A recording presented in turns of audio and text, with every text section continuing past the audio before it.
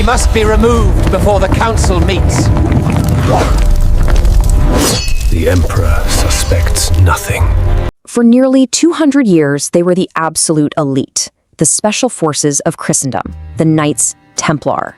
I mean, think about it. They were warrior monks, part pious knight, part pioneering international banker. They were powerful, they were secretive, and they were unbelievably wealthy. They were an institution that seemed completely untouchable. And then, in just a few short years, they were gone, utterly wiped out. So that's the big question, right? How does that even happen? How does an order that's celebrated all across Europe, an order that's loyal only to the Pope himself, fall so hard and so fast?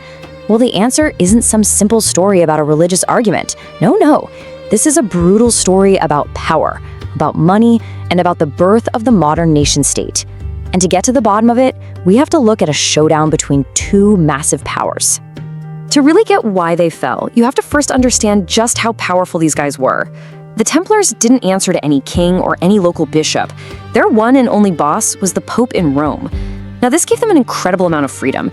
They controlled this huge network of properties all across Europe, and they ran a financial system so advanced that they were basically the bankers for kings and popes. They were, for all intents and purposes, a multinational corporation, with its own army, a state within a state. And that brings us to the main villain of our story, King Philip IV of France, known as Philip the Fair. Philip was a new kind of king. He was pious, sure, but he was also cold, calculating, and absolutely obsessed with centralizing power. His dream was a France where his word was law, with no pesky feudal lords or even the church getting in his way. So this powerful, independent organization operating right in the heart of his kingdom, the Templars were a huge problem for his grand vision. Philip also had a much bigger, more immediate problem. He was flat broke. Years and years of fighting expensive wars had totally drained the royal bank account. He'd already tried all the usual tricks, devaluing the currency, kicking out Jewish and Lombardan bankers just to seize their money. But it wasn't enough. The man was desperate for cash. And here is where the story gets just dripping with irony. Guess where the French royal treasury was physically located? It was housed in the Paris Temple, the Templars' main fortress. So they weren't just his bankers, they were his biggest creditors. Let that sink in for a second. The King of France was massively in debt to a military order that was operating out of a fortress in his own capital city. You can't make this stuff up. So, for a king like Philip, the solution was as simple as it was ruthless. If he could just destroy the Templars, two wonderful things would happen for him. First, his enormous debts would just disappear. And second, their legendary wealth, all their land, their gold, their entire financial network would fall right into his hands. It was the ultimate and most brutal hostile takeover. The level of betrayal here is just staggering. The day before the hammer fell, the old Grand Master, Jacques de Molay, was in Paris.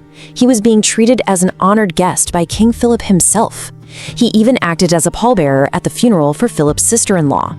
De Molay had absolutely no idea that a conspiracy, years in the making, was about to be unleashed on him and his entire order. And then, dawn breaks. Friday, October 13th, the trap is sprung. All across the Kingdom of France, in a perfectly coordinated kingdom-wide operation, the king's agents moved in on every single Templar castle, farm, and church at the exact same moment. The orders were in secret letters that had been sent out weeks earlier, with strict instructions not to be opened until that very day. The surprise was total. From the Grand Master in Paris down to the youngest knight in some remote outpost, almost every Templar in France was arrested and thrown into chains, and all their property was immediately seized by the king. The whole operation was a masterpiece of cold, hard, ruthless efficiency. Now, it's really important to get this. This was the king's move, not the church's. Pope Clement V, who was French and pretty much under Philip's thumb, was absolutely furious when he heard. The Templars answered to him and him alone. Philip had acted without any papal permission, which was a huge slap in the face to the Pope's authority. Clement's first move was to protest and try to shut the whole thing down. But Philip had already planned for this. The charges he cooked up were wild, designed to shock and horrify the public. We're talking heresy, denying Christ, spitting on the cross, worshipping a demonic head named Baphomet, just the most insane stuff you can imagine. And these accusations were never meant to be investigated. They were a script. The only goal was to force the Templars to confess, no matter what it took. And to get those confessions, Philip's agents unleashed the full horror of medieval torture. And this wasn't random cruelty. These were established, systematic procedures designed to completely break a person's body and will.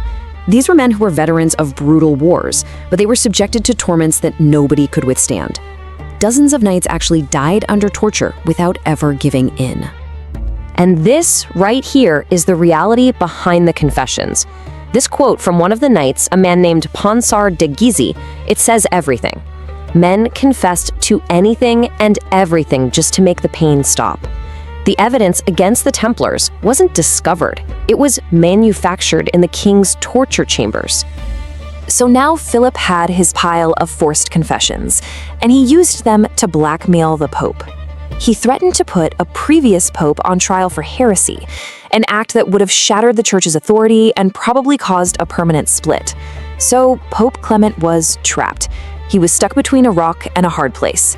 Defend the Templars and risk destroying the unity of all Christendom, or sacrifice them.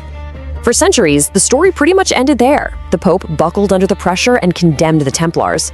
But in 2001, a historian working in the Vatican secret archives made an absolutely incredible discovery, a document misfiled for 700 years that completely changes how we see the Pope's role in all of this. It's called the Chinon Parchment. So, what did this long-lost document reveal? It showed that in 1308, Pope Clement sent his own people to secretly interrogate the Templar leaders, including Jacques de Molay, and after hearing their testimony that their confessions were all lies extracted under torture, the Pope formally granted them absolution. He cleared them of heresy. He knew they were innocent of the main charges. So if he knew they were innocent, why did he destroy the order? Politics. Simple as that. While the Pope privately absolved the men, he couldn't save the institution. The public scandal that Philip had created was just too big. So to avoid the schism that the king was threatening, Clement made a terrible sacrifice. He dissolved the order, not because of guilt, but for what he called the good of the church and to appease the relentless French king. This timeline really shows you what a drawn-out tragedy this was. For 7 years, the Templar leaders just rotted in prison. They were secretly told they were innocent, but then had to watch as their entire order was publicly destroyed. Finally, on March 18, 1314, Jacques de Molay and other leaders were brought before a huge crowd at Notre Dame Cathedral to hear their final sentence. The court sentenced them to life in prison, all based on those earlier confessions they'd made under torture. But at that moment, the old Grand Master Jacques de Molay did something no one saw coming. He stood up, and in a loud voice, so everyone could hear, he took it all back. He retracted his confession. He proclaimed that he was innocent and that the order was innocent, and he condemned himself for being weak under torture. This public act of defiance was the one thing King Philip could not stand. By the rules of the Inquisition, if you recanted a confession, you were considered a relapsed heretic, and the punishment for that was immediate death. Philip didn't even wait for the church to go through the motions. By his own royal decree, he ordered them taken to an island in the Seine River and burned at the stake. They were dead by nightfall. Outside of France, the story was completely different. In places like England, Spain, and Portugal, where they didn't systematically torture the knights, the Templars were largely found to be innocent after their own trials.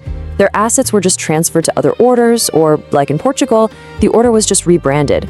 This really proves that the guilt of the Templars was something fabricated specifically in France.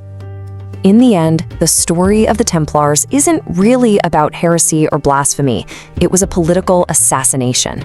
It was the moment a powerful, modern king decided that no institution, not even one protected by the Pope, could stand in the way of absolute state power, or stand between him and a solution to his debts. And that leaves us with one final question. In this story of betrayal and brutal power politics, where faith was used as a weapon, who truly betrayed their principles? The knight who confessed under torture? The king who manufactured a lie for profit and power? Or the Pope who knew the truth but sacrificed innocent men to save his institution? It's a question that really echoes down through history.